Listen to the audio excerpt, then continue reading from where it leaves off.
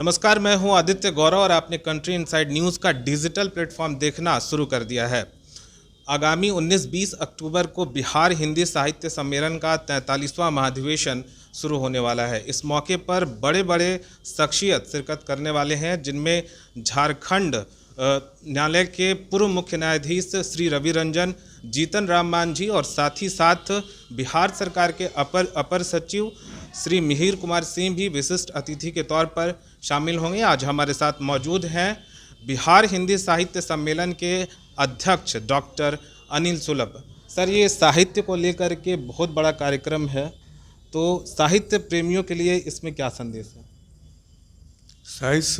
प्रेमियों के लिए नहीं, संपूर्ण समाज के लिए यह संदेश है कि साहित्य सहित चलता है और सबका हित करता है, इसलिए साहित्य से सबको जुड़ना चाहिए।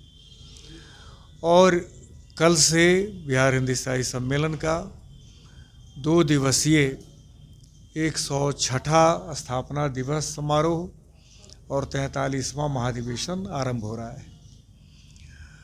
यूँ तो इसका विधिवत औपचारिक उद्घाटन, आपने ठीक ही कहा, झारखंड उच्च न्यायालय के माननीय पूर्व मुख्य न्यायाधीश न्यायमूर्ति श्री रवि रंजन जी, जो अभी महानदी जल विवाद न्यायाधिकरण के सदस्य भी हैं, जिसके अध्यक्ष मुख्य न्यायाधीश होते हैं सर्वोच्च न्यायालय के, वे करेंगे 11:30 बजे। और उस अवसर पर केंद्रीय मंत्री श्री जीतन राम मांझी जी, न्यायमूर्ति श्री राजेंद्र प्रसाद जी, महात्मा गांधी द्वारा स्थापित राष्ट्रभाषा प्रचार समिति वर्धा के सम्मानित अध्यक्ष विश्रुत विद्वान प्रोफेसर सुजीत प्रसाद दीक्षित जी और अन्य कई गण्यमान्य अतिथिगण उपस्थित रहेंगे। किंतु इसका आरंभ 9:30 बजे ही हो जाएगा बिहार हिंदी साहित्य सम्मेलन की अस्थायी समिति की बैठक के साथ। और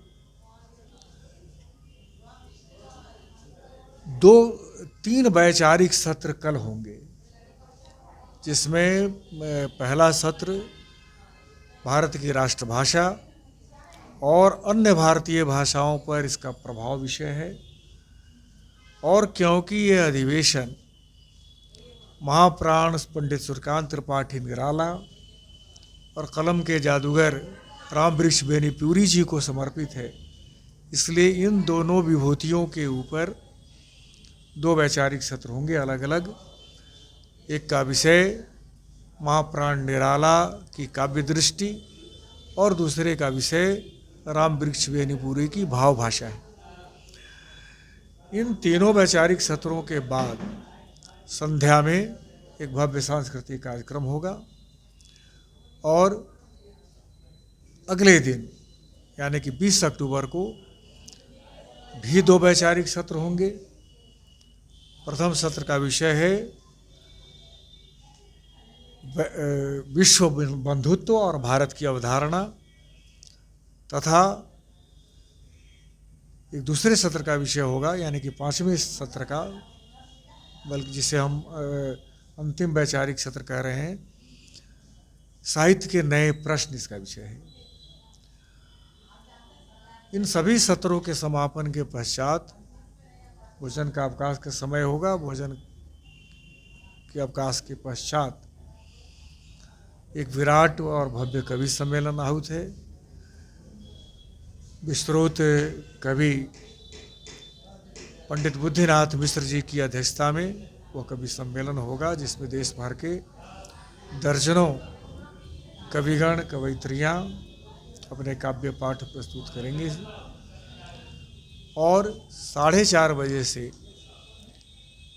महाधिवेशन का और इस महोत्सव का समापन समारोह होगा, जो वास्तव में अलंकरण समारोह है।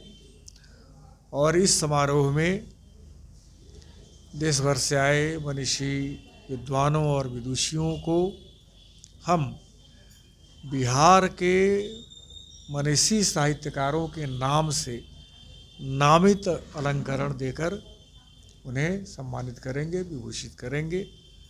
और इस प्रकार यह उत्सव, यह 2 दिनों का उत्सव संपन्न होगा।